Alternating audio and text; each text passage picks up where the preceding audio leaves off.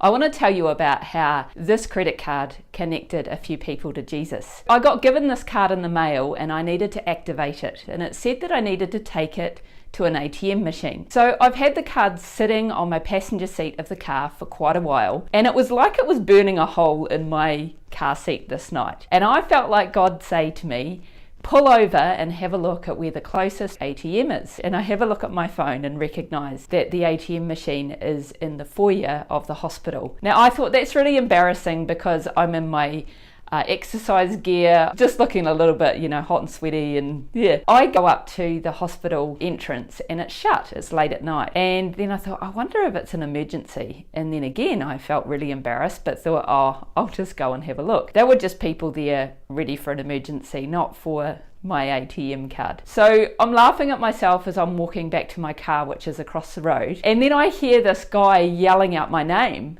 And I'm thinking, at this time of night, who is going to be knowing me around this area? I turn around and I see my mate, and he's hobbling towards me, and there's a situation that's happened with him that very night where he needed to basically drive across the other side of town to come and get some hospital assistance. So I'm listening to his conversation when next thing this girl comes out of emergency and she's pulling a suitcase and she just stops right in front of us. And I'm still having this conversation with my mate, but then I thought, there's something with this girl. So I looked at her and then she says, don't go into the hospital. They don't want to help you. And she proceeded to tell this story about what had just happened to her. Poor little love. She was just having a really hard time. She wasn't feeling well and she wasn't finding that she was getting the care that she needed. And to top it all off, she was feeling suicidal. And I just went up to her and I grabbed her tight and I hugged her. And I don't remember exactly the words that I said, but it was something like, everything's gonna be okay. And then I sat down with her on the step of the hospital and continued to talk with her. And I couldn't really think of anything else that could help her apart from Jesus, honestly. I think often,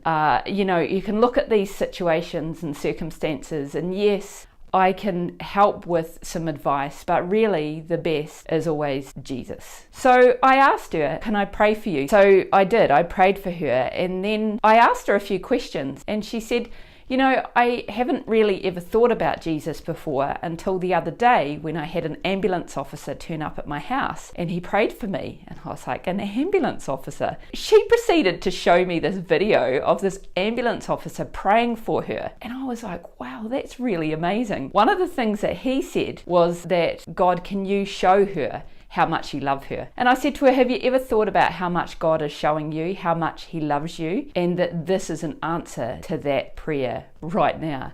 There are a few things that I'd like to tell you about this girl that I met. Some of the things that she told me was that she, first of all, hadn't really heard much about Jesus before, that she hadn't really even tried praying before and didn't know how to. And she was also feeling really sick and also suicidal. Do you know, by the end of the night, this girl had an appetite. She felt I think it was her tummy tingling as I was praying for her. She felt a heat go through her body as I was praying for her. And I was able to drop her off at a safe location that night and continue the conversation with her a few days later and then again. And I'm still in contact with her. It's really exciting. There's so many exciting things that can happen. And that all started because God said to me, darling, just look up the ATM machine that's closest to you, and look what happened.